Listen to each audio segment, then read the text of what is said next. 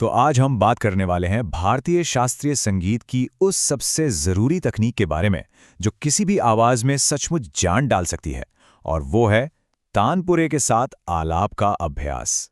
चलिए गहराई से समझते हैं कि ये है क्या और इसे करते कैसे हैं।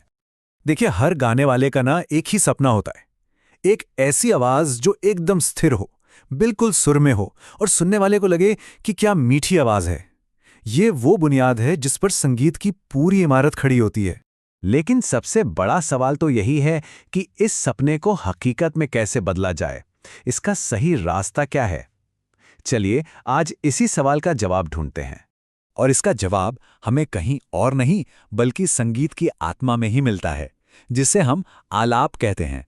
जी हाँ, यही वो चाबी है जो एक बेहतरीन आवाज का दरवाजा खोलती है। तो ये आलाप आखिर है क्या? देखिए, ये हिंदुस्तानी शास्त्रीय संगीत का सबसे ज़रूरी हिस्सा है। जब इसका अभ्यास तानपुरे के साथ किया जाता है तो न सिर्फ आवाज़ में एक ठहराव आता है, मतलब पिच कंट्रोल मजबूत होता है, बल्कि किसी भी राग की समझ भी धीरे धीरे बहुत गहरी होती जाती है। ठीक है, तो चलिए अब सीधे अभ्यास पर आते हैं। किसी भी संगीत की यात्रा का जो पहला और सबसे अहम कदम है वो है सा। तो सबसे पहला काम है तानपुरे को बिल्कुल सही सुर में लगाना। इसे सा पा सा या अगर राग में पा नहीं लगता तो सा म सा पर ट्यून कर लें। तानपुरे से जो एक लगातार गूंज निकलती है ना, वो ड्रोन, वो सही सा को ढूंढने और उस पर टिके रहने में बहुत मदद करती है।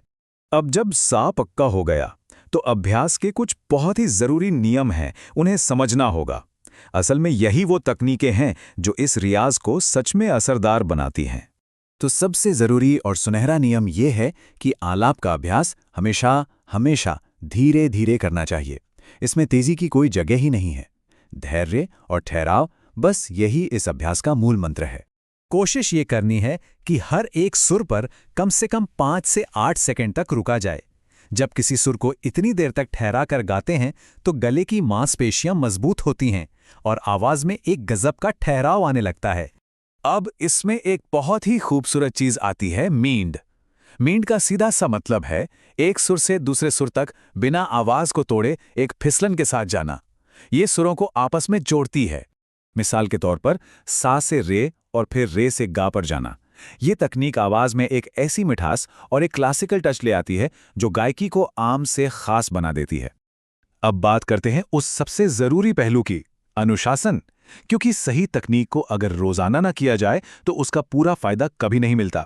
असली जादू रोज के अभ्यास में ही छिपा है। और इसके लिए घंटों नहीं चाहिए।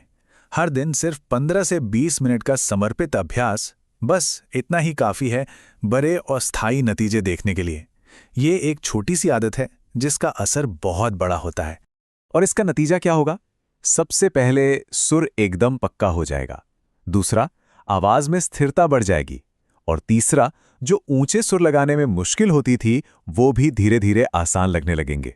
ये वो सीधे फायदे हैं जो इस मेहनत से मिलते हैं। तो अंत में एक सवाल है सोचने के लिए, अगर हर दिन सिर्फ 15 मिनट दिए जाएं तो एक आवाज की यात्रा उसे कहां तक ले जा सकती है? इसकी संभावनाएं वाकई अनंत हैं।